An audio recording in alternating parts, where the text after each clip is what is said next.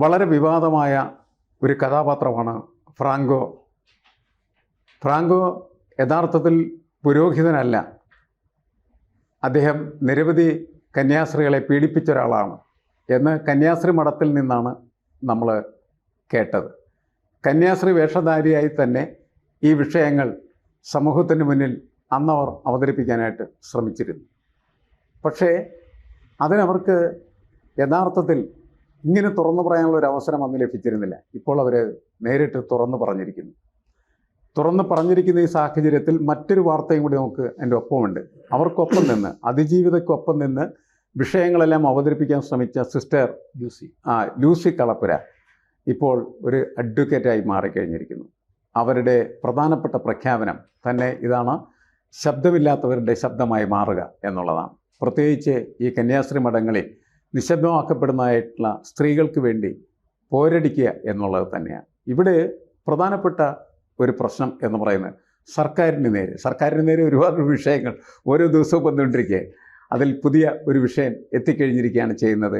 4 വർഷമായിട്ട് അതിജീവിതയ്ക്ക് പ്രത്യേകമായിട്ടൊരു പ്രോസിക്യൂട്ടറെ, സ്പെഷ്യൽ പ്രോസിക്യൂട്ടറെ നിയമിക്കാൻ സർക്കാരിനോട് ആവശ്യപ്പെട്ടിട്ട് സർക്കാർ ഇതുവരെ അത് ചെയ്തു കൊടുത്തിട്ടില്ല എന്നാണ് അതിജീവിത പറയുന്നത്. എന്നുവെച്ചാൽ ഫ്രാങ്കോ കൈവീശി നെഞ്ചു വിരിച്ച് നമ്മുടെ സമൂഹത്തിന് മുന്നിലൂടെ ഇങ്ങനെ നടന്നു പോയിക്കൊണ്ടിരിക്കുകയാണ് ചെയ്യുന്നത്. ആ ഫ്രാങ്കോവിൻ്റെ കരങ്ങൾ എല്ലാ സ്ഥലങ്ങളിലേക്കും, എല്ലാ അധികാര കേന്ദ്രങ്ങളിലേക്കും നീണ്ടു ചെല്ലുകയും ആ അധികാര കേന്ദ്രങ്ങളെ മുഴുവൻ അത് പതുക്കെ ഇങ്ങനെ മൃദുലമായി മുറുക്കെ പിടിക്കുന്നു എന്നുള്ള കാഴ്ചയാണ് കാണാൻ. കരാളഹസ്സം എന്ന് നമുക്ക് പറയാൻ പറ്റില്ല. അധികാരത്തെ അത് ഇങ്ങനെ തലോടി അത് പിടിക്കുകയും ആ അധികാരത്തിനെ നിയന്ത്രിക്കുകയും ചെയ്യുന്നൊരു ശക്തിയാണ്. ഫ്രാങ്കോ എന്ന് പറയുന്ന ഒറ്റക്കുള്ള ഒരു പുരോഹിതനല്ല, അത് സഭ തന്നെയാണ്. അങ്ങനെ സഭയുടെ ഒരു വലിയ നീരാളിപ്പിടുത്തത്തിൽ ഭരണകൂടം പെട്ടുപോയോ? അതുകൊണ്ടാണോ 4 വർഷമായിട്ടും ഒരു സ്പെഷ്യൽ പ്രോസിക്യൂട്ടർ വേണം എന്ന് അതിജീവിതം ആവശ്യപ്പെട്ടിട്ട് നൽകപ്പെടാതെ പോയത്? ഇന്നത്തെ വലിയൊരു കാര്യം ഇപ്പം നമുക്ക് വിളിച്ചു വരും. നമ്മൾ ഈ കേസ് നടന്നുകൊണ്ടിരുന്ന സമയത്ത് ഏതായാലും ആ കേസിൻ്റെ സമയത്ത് ഈ പറഞ്ഞ സഭ, സാധാരണ മർത്താമ സഭയാന്ന് തോന്നുന്നു, ഇദ്ദേഹം ബിഷപ്പാണ്, പിതാവ് എന്ന് വെച്ചാൽ പിതാവാണ് ഈ എന്ന് വെച്ചാൽ അവരുടെ പ്രതിപുരുഷൻ, ഈ യേശു ക്രിസ്തുവിന്റെ പ്രതിപുരുഷൻ. അപ്പൊ അദ്ദേഹത്തിന്റെ കീഴിലുള്ള കുഞ്ഞാടുകളാണ്. ഈ കുഞ്ഞാടാണ് പറഞ്ഞത്, എന്നെ 13 തവണ പിച്ചി ചീന്തി ഈ പിതാവ്. അപ്പം ഈ 13 തവണ പിച്ചി ചീന്തി എന്ന വിഷയം ഇവിടെ വന്നപ്പോൾ പിതാവിന്റെ ബലം അറിയാമല്ലോ, ആ സമുദായത്തിന്റെ ബലം അറിയാലോ. ആ സമുദായത്തിന്റെ ബലത്തെയൊക്കെ അതിജീവിച്ച് നമ്മളന്ന് വിചാരിച്ചു ഇടതുപക്ഷമായതുകൊണ്ടാണല്ലോ ഇത് സംഭവിക്കുന്നത്, അല്ലെങ്കിൽ ഇതുപോലെ അറസ്റ്റ് ചെയ്യുന്നത് ഇടതുപക്ഷമായതുകൊണ്ടല്ല. അതിൻ്റെ പുറകിൽ മാധ്യമങ്ങൾ നിന്നു, അവസാനം നിക്കക്കള്ളി ഇല്ലാതെ വന്നു. ആ സമരത്തിൻ്റെ പുറത്തായി, കന്യാസ്ത്രീകൾ വെളിയിലായി. അപ്പം സാധാരണക്കാരനായിട്ടുള്ള ഈ പറയുന്ന ന്യായവും അന്യായവും അല്ലെങ്കിൽ അങ്ങനെ ചെയ്യുമെന്ന് കരുതുന്ന കമ്മ്യൂണിസ്റ്റുകാരും അനുഭാവികളും ചോദിച്ചു, നിങ്ങളുടെ പാർട്ടിയല്ലേ ഈ അധികാരത്തിലിരിക്കും, നിങ്ങളെന്താ ഇതുകൊണ്ട് ചെയ്യാത്ത എന്ന് ചോദിച്ചപ്പോൾ അറസ്റ്റ് ചെയ്യേണ്ടി വന്നു എന്ന് അപ്പോൾ നമുക്ക് മനസ്സിലാവുന്നുണ്ട്. കാരണം ഈ കേസ് കോടതിയിൽ വന്നു, അറസ്റ്റ് ചെയ്തു, അദ്ദേഹത്തിന് ജാമ്യം കിട്ടി. എല്ലാ അനുകൂലമായിട്ടുള്ള ഘടകം വന്നപ്പോഴും കോടതിയെ സംശയിക്കുന്ന രീതിയിൽ അന്ന് ആ വിധി വന്നത്. കാരണം ആരും കൂറുമാറിയില്ല, എല്ലാവരും കോടതിയിൽ ഇയാൾക്ക് എതിരായിട്ട് പറഞ്ഞു. പക്ഷെ വിധി വന്നപ്പോൾ ഇയാൾ കുറ്റക്കാരനല്ല എന്നുള്ള രീതിയിലേക്ക് വന്നു. അപ്പം അതിനുശേഷം ഈ അതിജീവിത ആരാണെന്ന് അറിയാൻ പറ്റത്തില്ല. അവർ പറഞ്ഞ കാര്യത്തിനകത്ത് നമ്മൾ കണ്ട, ഞാൻ ഉൾപ്പെടെ ഉള്ളൊരു സംശയിച്ചു, ഇവരെന്തുകൊണ്ട് ഇത്രയും നാൾ ഈ പറഞ്ഞ ആൾ പീഡിപ്പിച്ചപ്പം ഇപ്പം പറയാൻ തയ്യാറായല്ലോ, അന്നേ പറഞ്ഞുകൂടായിരുന്നു. അപ്പോൾ അന്ന് ആദ്യമേ അനുകൂലമായിരുന്നല്ലോ, അപ്പോൾ ഇവർക്ക് എന്തോ കാര്യസാധ്യത്തിന് വേണ്ടി അവരുടെ കാര്യങ്ങൾ നടക്കാമെന്നോ പറഞ്ഞാണെന്നുള്ള രീതിയിൽ ആ ഒരു പറച്ചിലിന് ബലം വന്നു. ആ ഒരു പറച്ചിലിന് വേണ്ടി ആര്, PC ജോർജ് ഉൾപ്പെടെ ഉള്ളവർ നിന്നു. ആ പറച്ചിലിന് വേണ്ടി സഭ, ആ പറച്ചിലിന് ആക്കം കൂട്ടി സഭയെ നാണം കെടുത്തുന്നതിന് വേണ്ടി ആ പറച്ചിലിന് കൂട്ടുപിടിച്ചു. ഇസ്ലാമിസ്റ്റുകളെ കൂട്ടുപിടിച്ചു, ഇവരെ തീറ്റിപ്പോറ്റുന്നതും ഇവരുടെ പുറകിൽ നിൽക്കുന്നതും ഇവർക്ക് ബലം കൊടുക്കുന്നതും ഇസ്ലാമിസ്റ്റുകളാണെന്ന് പറഞ്ഞു. അപ്പോൾ അതിന് ഒരു ബലം വന്നു. അപ്പോൾ സഭയുടെ ബലമാണ് ഞാനീ പറഞ്ഞത്. ഈ തോന്നിവാസത്തിന് അല്ലെങ്കിൽ വെളിച്ചത്ത് കൊണ്ടുവരാൻ പലവട്ടം ഇപ്പോൾ അവർ പറഞ്ഞപ്പോഴില്ല സാറേ, വിനു വിജയൻ്റെ അടുത്ത് വന്നിരുന്ന് PSN സാർ പറഞ്ഞ കുംഭസാരം നടത്തുക ഒരു കന്യാസ്ത്രീ. ഞാൻ ഓരോ വട്ടം എന്നെ പീഡിപ്പിച്ചപ്പോഴും ഞാൻ എൻ്റെ സഭയോട് പറഞ്ഞു, എനിക്ക് പറയാവുന്നിടത്തൊക്കെ പറഞ്ഞു. അതിനുശേഷം ഞാൻ വെളിയിലിറങ്ങി പറഞ്ഞതിന് ശേഷം എൻ്റെ കേസ് വന്നു. ഞങ്ങൾ ഈ പറയുന്ന പോലെ കേസിൻ്റെ പറയുന്നു, കേസിനകത്ത് മെറിറ്റ് കിട്ടിയില്ല എന്ന് കണ്ടപ്പോൾ ഞാൻ ഈ 4 കൊല്ലവും DGPയെ കണ്ടു, നിയമമന്ത്രിയെ കണ്ടു, പിണറായി വിജയനെ കണ്ടു, SP മാരെ കണ്ടു, എല്ലാവരെയും കണ്ടു. എങ്ങൊന്നും എനിക്ക് നീതി കിട്ടാത്തതുകൊണ്ടാണ് എനിക്ക് എൻ്റെ പീഡനം, അല്ലെങ്കിൽ ഞാൻ എന്തിനു മറയത്തിരിക്കണം, എൻ്റെ എല്ലാം നഷ്ടപ്പെട്ടില്ലേ, ഞാൻ ഇപ്പോഴും കുറ്റക്കാരനല്ലേ, ഞാൻ പുറത്തു എന്ന് പറയാൻ വിചാരിച്ചെന്ന് പറഞ്ഞു. അതായത് നമ്മൾ വിചാരിച്ചത് പിണറായി സർക്കാർ ആയതുകൊണ്ട് ഈ പറയുന്ന പ്രതിയെ അറസ്റ്റ് ചെയ്ത് അകത്ത് വിട്ടു. പക്ഷെ അതിനുശേഷം അയാളെ സംരക്ഷിക്കുന്നതിന് ഒരുപക്ഷെ സഭയുടെ ബലം കൊണ്ടും ഈ പറയുന്ന ഈ സംവിധാനങ്ങളുടെയൊക്കെ ഇടപെടൽ കൊണ്ടും അയാളെ രക്ഷപ്പെടുത്തിയതിന് ശേഷം അതിന് വീണ്ടും ഒരു അപ്പീൽ പോകുന്നതിന് അന്ന് നമ്മളെ പ്രത്യക്ഷത്തിൽ നിന്നിരുന്ന ഈ പറയുന്ന സർക്കാർ, ആ സർക്കാരിൻ്റെ അടുത്ത് മുഖ്യമന്ത്രി എഴുതി ചെന്നിട്ടോ നിയമമന്ത്രി എഴുതി എന്നിട്ടോ ഒന്നും ഒരു കാര്യം. ഇപ്പൊ രാജീവ് പറയുന്ന പ്രോസിക്യൂഷനെ ഗവൺമെന്റ് അങ്ങനെ വെക്കാറില്ലെന്നാണ്. ഇപ്പം മുൻ പ്രോസിക്യൂട്ടർ പറഞ്ഞിട്ടുണ്ട് ഏത് കേസിനും, ഇപ്പോൾ ടി പി ചന്ദ്രശേഖരന്റെ കേസിൽ ആവശ്യപ്പെട്ട പ്രോസിക്യൂട്ടറിനെ അങ്ങനെ വെച്ചു കൊടുക്കണം, ഇവരാവശ്യപ്പെട്ടിട്ടുണ്ടെങ്കിൽ വെച്ചു കൊടുക്കണം, അത് രാജീവ് പറഞ്ഞത് തെറ്റിദ്ധരിപ്പിക്കുന്ന രീതിയിലേക്കാണെന്നുള്ള രീതി പറയുന്നുണ്ടല്ലോ. അതായത് നമ്മൾ വിചാരിക്കുന്നത് പിണറായി വിജയൻ ചെയ്തത് ശരിയായ ഒരു കമ്മ്യൂണിസ്റ്റുകാരൻ ചെയ്യേണ്ട കാര്യമല്ല സാർ. ഈ പറയുന്നത് പോലെ അതിജീവിതയുടെ കൂടെ ആൾ നിൽക്കേണ്ടത്.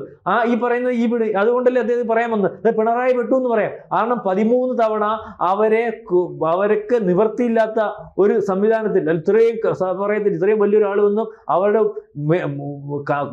കന്യാസ്ത്രീയുടെ ഉടുപ്പ് വലിച്ചു കീറി അവരെ പിച്ചിച്ചീന്തി പീഡിപ്പിച്ച കാര്യം പറഞ്ഞിട്ട് അത് വെളിയിൽ പറഞ്ഞിട്ട് അറിയാതെ വന്ന് കോടതിയിൽ വന്നിട്ട് വീണ്ടും അതിനെ ആശ്രയിക്കാമെന്ന് വിചാരിക്കുന്ന ആൾക്കാർ എന്നൊക്കെ അതിന് നീതി കിട്ടിയില്ലെന്നല്ലേ എൻ്റെ അർത്ഥം. അതായത് അതുകൊണ്ടാണല്ലോ വെളിയിൽ പറയേണ്ട ഒരവസ്ഥ വന്നത്. അപ്പം ആ രീതിയിലേക്കുള്ള ഒരു കാര്യങ്ങൾ അത് നീതീകരിക്കാൻ പറ്റാത്തൊരവസ്ഥയാണ്. അതായത് പറഞ്ഞത് പിണറായി പെട്ടു എന്ന് നമുക്ക് വേണമെങ്കിൽ പറയാം. അതായത് ശരിക്കും പറഞ്ഞാൽ സാധാരണക്കാരൻ്റെ ഭാഷയിൽ പറഞ്ഞാൽ നമ്മൾ പറയത്തില്ലേ, അയാൾ ഇത് കേൾക്കാതെ മൗനിയായിട്ടിരിക്കുന്നതിൻ്റെ അർത്ഥം എന്ന് പറഞ്ഞാൽ ഇതിന് കൂട്ടുനിന്നിരിക്കുന്ന ഒരു മുഖ്യമന്ത്രി അല്ലെങ്കിൽ ഒരു സംവിധാനം അല്ലെങ്കിൽ എന്നുള്ളതല്ലേ സാറേ പറയുന്നത്. അല്ലേ, പുറത്ത് ഇതിങ്ങനെ ഇത്തരത്തിൽ ഒരു ഇൻ്റർവ്യൂ അല്ലെങ്കിൽ ഒരു മുഖാമുഖം ഏഷ്യാനെറ്റ് ഇങ്ങനെ പുറത്തു കൊണ്ട് വരുമ്പോൾ അതിൽ യഥാർത്ഥത്തിൽ സർക്കാരും അധികാരികളും പ്രതിസ്ഥാനത്താവുകയാണ് ചെയ്യുന്നത്.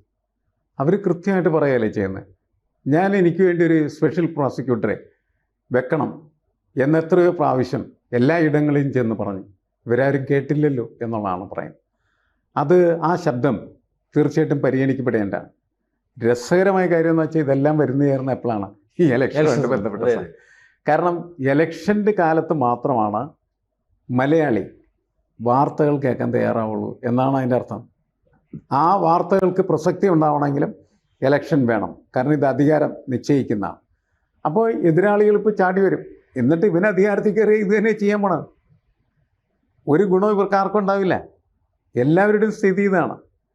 അപ്പോൾ ഇങ്ങനെ പോയി കഴിഞ്ഞാൽ നമ്മുടെ സമൂഹത്തിന് എങ്ങനെയാണ് ശരിയായിട്ടുള്ള വഴികളിലൂടെ എവിടെയെങ്കിലും സഞ്ചരിക്കാനായിട്ട് പറ്റും. ഇപ്പോൾ കത്തോലിക്ക സഭയെ സംബന്ധിച്ചിടത്തോളം ഫ്രാങ്കോ നാണം കെട്ട ഒരു പ്രതീകമാണ് ശരിക്കും പറഞ്ഞത്.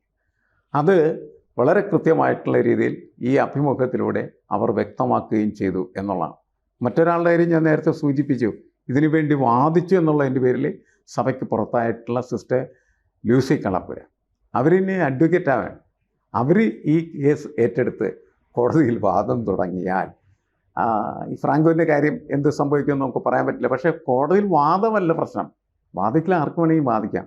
ഈ വാദിക്കുന്നതിന് ആവശ്യമായിട്ടുള്ള തെളിവ് ഹാജരാക്കുന്നിടത്ത് പ്രോസിക്യൂഷനെ വേണം സംവിധാനം ഒരുക്കുന്നതിന് ഗവൺമെൻറ് തയ്യാറാവും. അങ്ങനെ തയ്യാറായാൽ മാത്രമാണ് എന്ത് ചെയ്യാൻ പറ്റുള്ളൂ. ഈ കേസ് ഈ അതിജീവിതയും അതേപോലെ പീഡിപ്പിക്കപ്പെടുന്നതായിട്ടുള്ള മുഴുവൻ മനുഷ്യരും എല്ലാ കേസുകളും എങ്ങനെ സംഭവിച്ചുകൊണ്ടിരിക്കുന്നു.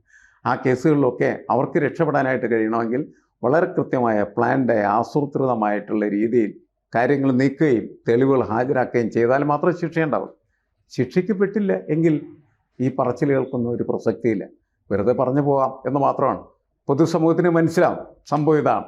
അതിനപ്പുറം കുറ്റവാളികൾ നമ്മളുടെ മുന്നിൽ നോക്കി നമ്മളെ നോക്കി ചിരിക്കും, നിനക്കൊന്നും ഒരു ചുക്കും ചെയ്യാൻ പറ്റില്ല എന്ന്. ഫ്രാങ്കോൻ്റെ ചിരി നമ്മളെ ആ രീതിയിലാണ് വേട്ടയാടിക്കൊണ്ടിരിക്കുന്നത്. കൂടുതൽ വാർത്തകളും വിശേഷങ്ങളും നിങ്ങളിലേക്ക് എത്താൻ ABC മലയാളം സബ്സ്ക്രൈബ് ചെയ്യുക, ബെൽ ബട്ടണും അമർത്തുക.